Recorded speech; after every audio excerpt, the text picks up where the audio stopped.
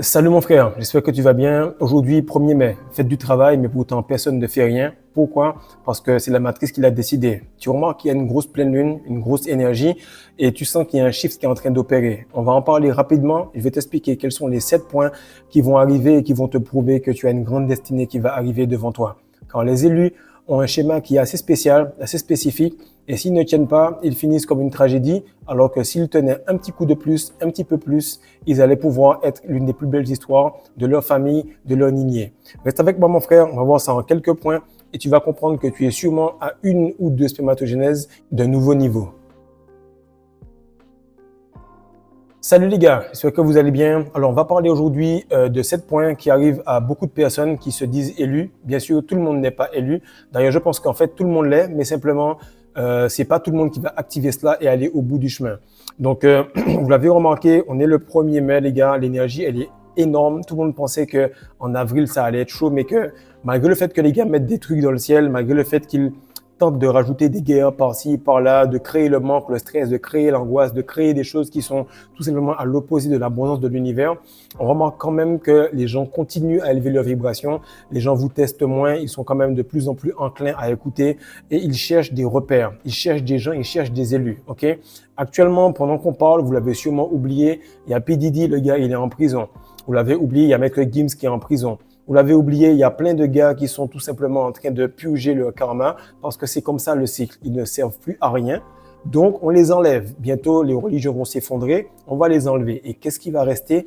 Quelqu'un de pur, quelqu'un qui comprend, quelqu'un qui a appris à se connaître lui-même. Et lorsque le système s'est effondré, lui alors, il s'est redressé. Pendant que personne n'arrivait à être en érection, lui, il s'est redressé. Et c'est exactement ce que je vais vous expliquer. Là, il y a la masterclass qui est en promotion. Il y a un gars qui est venu, qui a dit « Ouais, je suis là pour vendre ma formation. Je suis pas votre camarade, frère. Je suis pas là pour faire des amis. Je suis là pour proposer un produit, pour proposer quelque chose. L'information, elle est extrême. Vous avez du contenu gratuit, votre vie progresse un peu. Vous avez du contenu payant, elle progresse beaucoup plus. Vous venez en coaching, alors le résultat est garanti parce que je suis à vous pas à pas. Je réponds à vos messages, je suis avec vous, je reste en contact avec vous au maximum.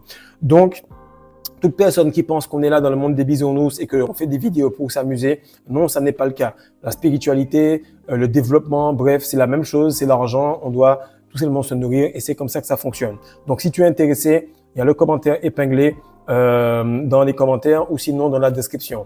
Maintenant, on va voir rapidement les 7 points. Et le premier point, c'est que tu as tout simplement une grande intuition. Tu as une très, très grande intuition et tu vois vraiment les choses longtemps à l'avance. Quand je te dis longtemps à l'avance, c'est vraiment plusieurs années à l'avance.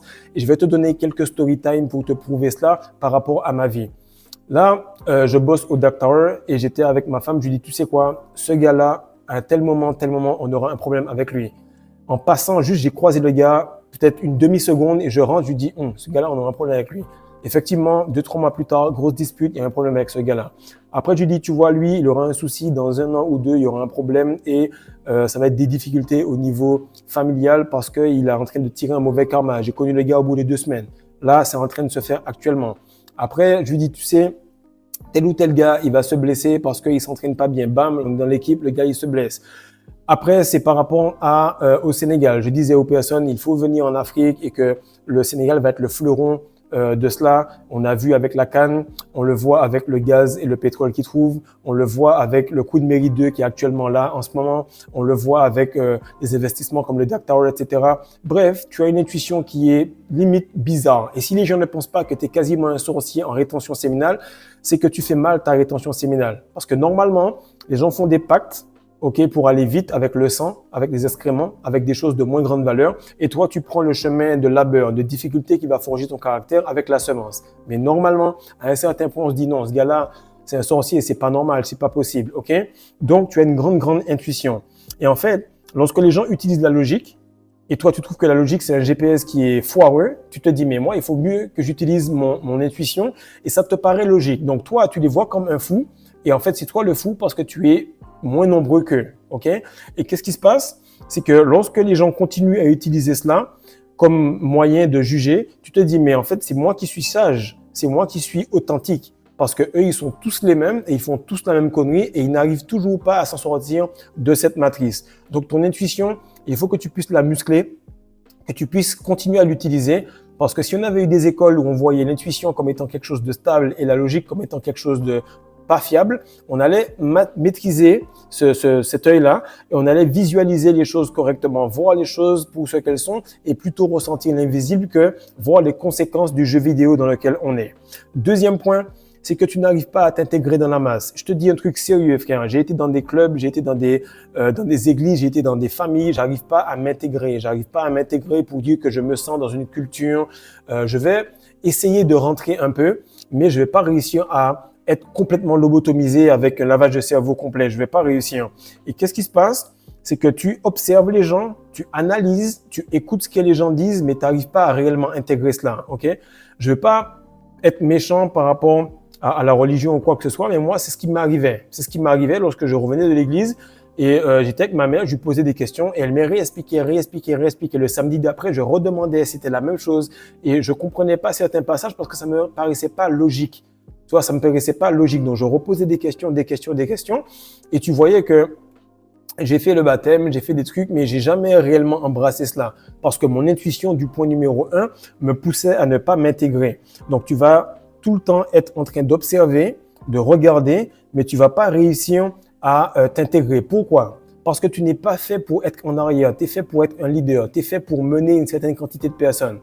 Et le problème, c'est que tu n'as pas une structure, tu n'as pas des habitudes qui t'aident à te gérer. J'ai fait une vidéo sur le palier Monk Mode qui expliquait que c'est l'un des points, mais tu vas aller si tu veux voir les autres points, c'est que l'élu a du temps libre et c'est dans ce temps libre-là qu'il fait passer le E, de E égale MC2, il le fait passer en bas, au lieu de le faire monter pour qu'il puisse être un leader et pouvoir aider les autres. Point numéro 3, c'est que tu as vécu beaucoup de combats très très tôt. Tu as eu des humiliations, tu as changé beaucoup de fois d'école, tu t'es battu souvent, tu as eu une période d'humiliation qui était vraiment longue, ok, vraiment longue.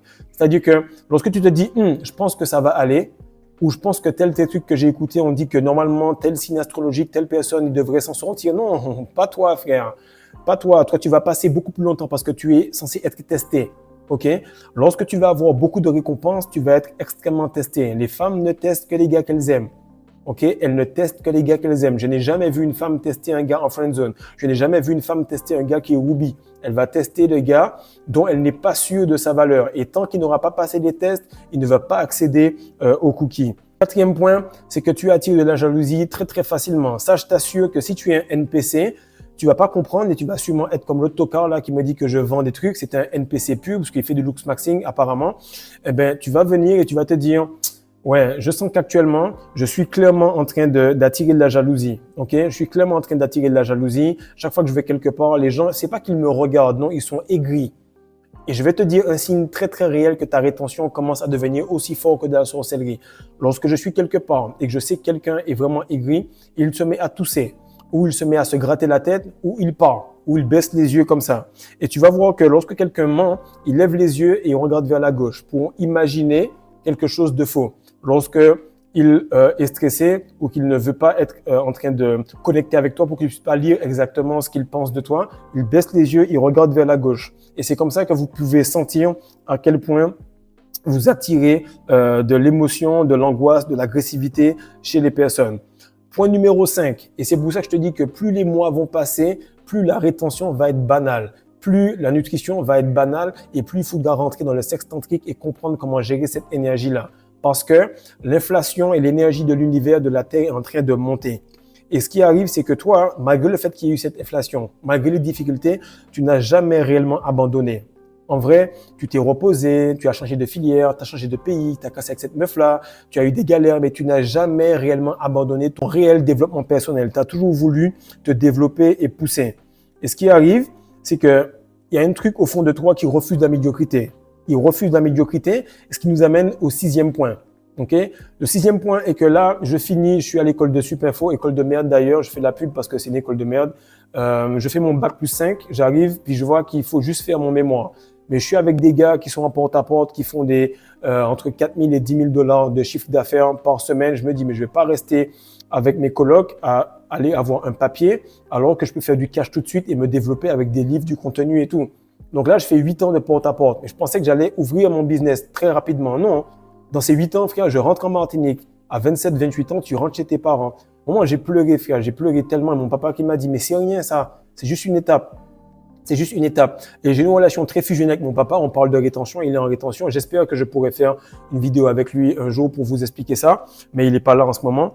Et on est en train de voir comment me relever. Je me dis, mais c'est pas, tout le monde me dit que j'ai du potentiel. Qu'est-ce que je fous chez mes parents alors que j'avais pas les papiers? Je devais ouvrir mon business. Ma meuf est en train de taper les portes là-bas. Mon équipe est en train d'être complètement défoncée.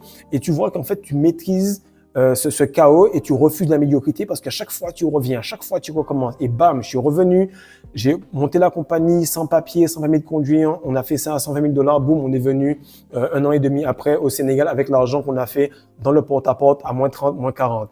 Donc qu'est-ce qui arrive, c'est que ce décalage que tu ressens te prouve que c'est pas ta place et tu vas péter un câble, tu vas investir, tu vas faire quelque chose, mais ça crée la tension nécessaire pour que tu puisses sortir du lot. Ensuite, et enfin, 7e et dernier point, tu vois que tu impactes les autres sans t'en rendre compte. Tu impactes les autres sans t'en rendre compte. C'est-à-dire que là, juste avant, j'ai eu un appel avec 2 potes, shout out à ces gars-là. Chaque fois, je coach 2-3 gars. J'avais coaché 2 potes, il y en a un qui a arrêté, enfin les deux ont arrêté la rétention. Et il y a ces gars-là qui sont carrés sur la rétention. C'est des gars avec qui j'étais en terminale. Et à un certain moment, les gars te voient comme un exemple, alors que moi, je trouve que je suis en retard. Je trouve que je suis en retard sur mon développement. Je trouve que j'aurais pu être. Je trouve que je suis toujours en décalage, justement, que je suis pas assez cet exemple-là. Une parole, une discussion, tu es dans un endroit, un inconnu vient te parler. Sache que ce n'est pas anodin parce que les gens ne se confient pas là où il n'y a pas Dieu à l'intérieur. Donc, ces 7 points-là, mon frère, arrive à un moment où la lune, elle est en scorpion, où le scorpion est tout simplement ce signe qui va être en cendres, se brûler et naître de nouveau. Et c'est là que tu vas pouvoir te détacher de tout ce qui arrivait auparavant. J'ai fait une vidéo en détail sur ça, sur le Patreon. Partage ça, mon frère, like, abonne-toi, fais en sorte d'investir sur toi, fais en sorte d'investir sur ta personne plutôt que sur des choses que tu vas devoir faire. Parce que tu es un élu, tu es fait pour être en avant et tu ne pourras pas te documenter et bosser sur toi de la même manière que les NPC de ta classe, de ton église ou de toute ta congrégation ont fait pour réussir dans la matrice. Tu n'es pas fait pour fitter, tu es fait pour l'idée. Donc fais-le correctement et commence à bosser sur toi. Peace.